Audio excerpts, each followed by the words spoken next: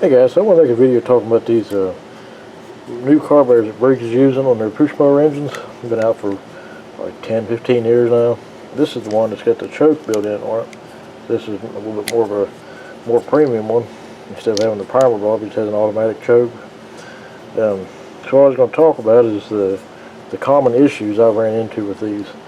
I made another video on how to clean one of these thoroughly, and may have missed a common detail I ran into in a few more recent ones, so I thought I'd make a quick little video. And this can be done with the carburetor on the mower or off of it, as you see in my hand. This is a brand new one.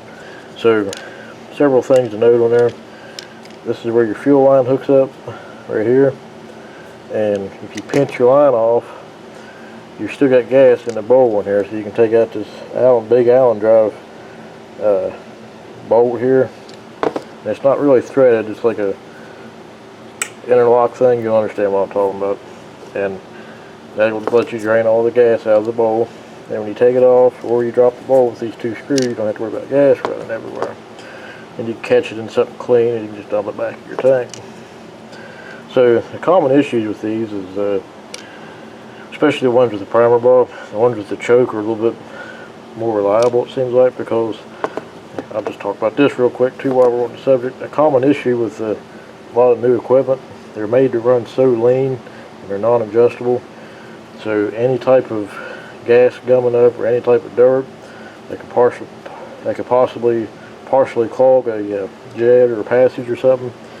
There's not enough vacuum to clear it out, whereas if you had a manual choke or not even an automatic choke, that little extra vacuum would help force the fuel through the jet or nozzle or emulsion tube, whatever the clog is. And so that's part of the problem. So a lot of times, if you have somebody helping you crank it over, you take your whole air filter cover off, the carburetor kind of sit loose on the intake tube. You kind of put your hand over this and try to choke it to get it to start. And sometimes if you just keep running it like this, and it'll force itself to clean out. That's always something simple to try on any carburetor. It don't always work, but we're going to talk about what the actual problem could be. So let's tear into these. They're super simple. They're actually very reliable for the most part. Yeah, it's an 8mm socket. 7mm, sorry. I feel like I've seen 8mm on these before, but this one's 7. Do that. Alright, so I got the two screws out. They're 7mm drive. I have seen 8mm before on these. So you gotta take a screwdriver and gently pry on these, get it to come apart. And please note the way the drain plug is. It's closer to the fuel inlet side. So if you don't drain this out, this is going to be full of gas when you do this, and just drop the needle valve out of the float. Not that big of a deal, we can put it right back in. So what usually happens on these, if you're not getting no gas in there at all, if no gas comes out, first thing to check is this needle valve. A lot of times it'll get stuck in there and it'll seal it up and prevent fuel from coming into it. So if there's no gas at all coming in there, that could be your problem. The second problem, you need to clean out all the passages in these. If you look, there's see a little brass piece inside there. That's a vent. There's also another vent up here. You need to spray through all those passages. Make sure you got safety glasses. You want to be using carburetor cleaner. If it gets in your eyes, it can really hurt. A lot of times, the only problem is this little jet right here. The passage will clog up. And I recommend to get a pair of pliers, grab a hold of this. This whole thing just pulls out like that. Just kind of jiggle it side to side. It comes out like this. This contains all the passages, your jet, nozzle, everything out of the carburetor. If you look into the carburetor now, you can just see a hole in the back that goes into the port here. This is the actual piece that sticks into there. So you're actually cleaning everything in the carburetor when you pull this out. So you need to spray through this hole right here. It's going to come out in various spots. Spray back and forth through it. Just make sure you can get everything through all the passages in this. Chances are, once you clean all this out, it's going to run like a new engine again. You want to make sure you get the carburetor cleaner off these rubber seals, and maybe even take a little bit of WD-40 and soak it, and just to make sure it's not going to damage it any. This only goes back in one way. So you see I'm trying to put it in the wrong way here. It will not go, so you can't mess it up.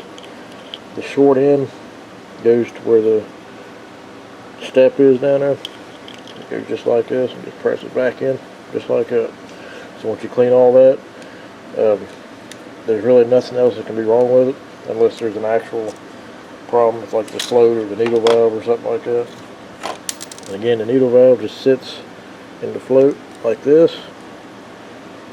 This float pin goes through here like this, and on these they just snap in place. So if you hold it like that, let the needle valve fall into place, line up the float, pop your pin back in. You can verify that it's working by blowing in here. It's working. Then you put your cover back on. Also note that there is an O-ring gasket around here. Make sure it's in good shape. And just reinstall it. Just like this.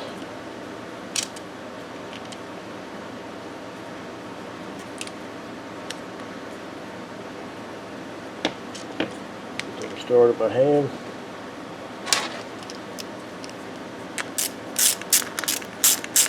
If you clean all that and everything cleans up good, you also use compressed air to blow through all the passages as well. It should start right up and run like a new engine. It may run a little bit rough at first, but it should clear itself out once you get some fuel flowing through everything, just in case you miss something. Also, while you have the bowl off, make sure to spray the bowl itself out to make sure there's no debris in there that can get sucked right back into it. Also, I recommend installing an inline fuel filter as well, and a fuel valve if you got room in your line. They have like a strainer in the tank, and it don't necessarily catch everything, or if it deteriorates it's going to fall apart. It's easier to change an inline fuel filter than deal with that, so I recommend doing that.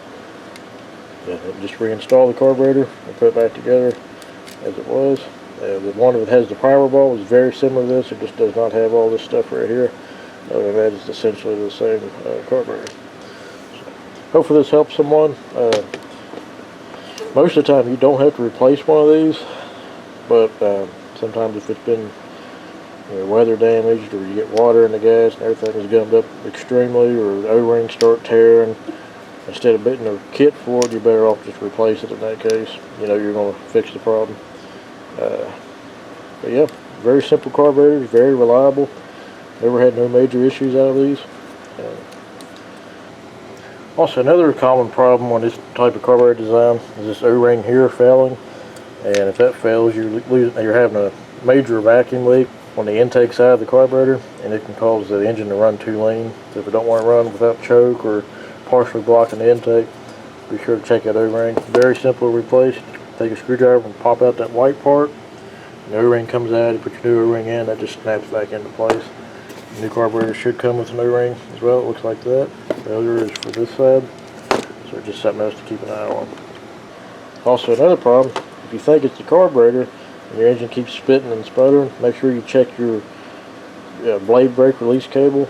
Make sure it's opening up everything properly.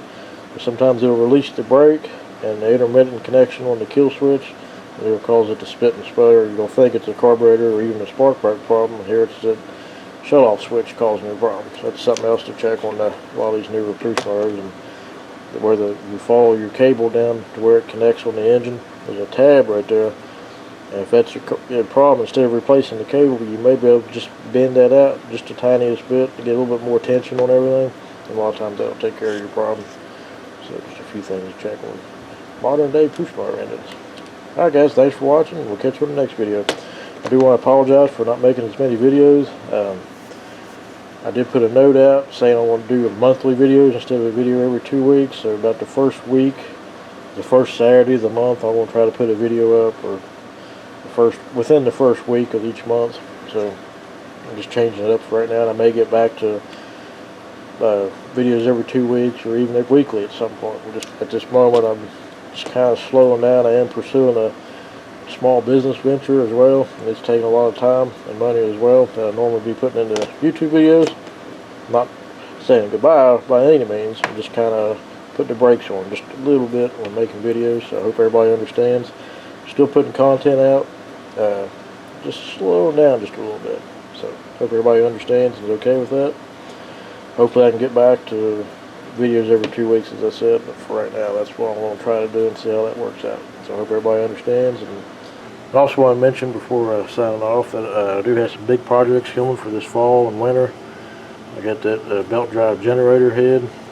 If you've seen in a previous video, I briefly talked about it. I'm wanting to build a I call it a super push mower with a belt drive engine on top of it, where I can change the engines out with side shaft engines driving it. So I don't know how well that's going to play out. And I got 3 motor decks that need repaired, so I'm going to try to make videos on what I got to do to fix those as well. So that's some stuff to look forward to.